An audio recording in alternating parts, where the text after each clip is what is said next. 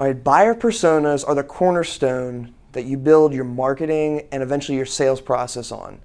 You see, as a company, you want to have a value proposition that's clearly defined that identifies who you are and who you help. So a buyer persona is just a mystical picture of your ideal buyer. And so you're going to have different personas for different verticals, different personas for different markets. What you want to do is create these profiles in a way that helps you to put yourself in their shoes, understand what they're going through every day, understand their pains and stuff like that. So a buyer persona should be incredibly detailed. It should have a name. You can even use, say, a stock picture to put an image to that name, and then dig into their background. Figure out, put a college to them. How many kids do they have? What do they do on the weekends? Anything you can to figure out what questions are they asking? What pains do they have in their everyday process? How can we use our content marketing to help make their lives easier? Because at the end of the day, inbound is all about helping people out. The old days of just interrupting people doing what they were doing, it's done, remember? We're moving on from that. We're helping people out.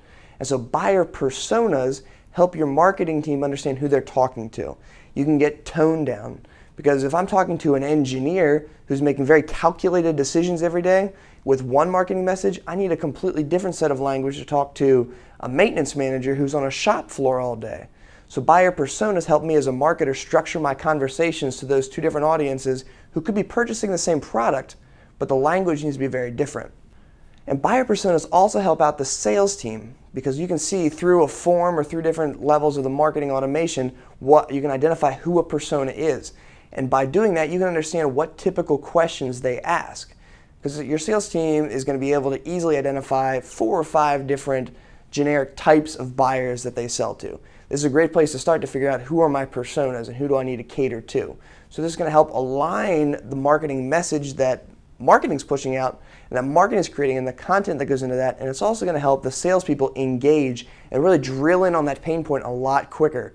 Because when a salesperson can be on the phone and identify a pain point right away and begin to add value to that person's life, that really engages the conversation. And for a consultative sales process to work, there needs to be a two-way dialogue. Buyers automatically have their bumpers up when a salesperson's on the phone.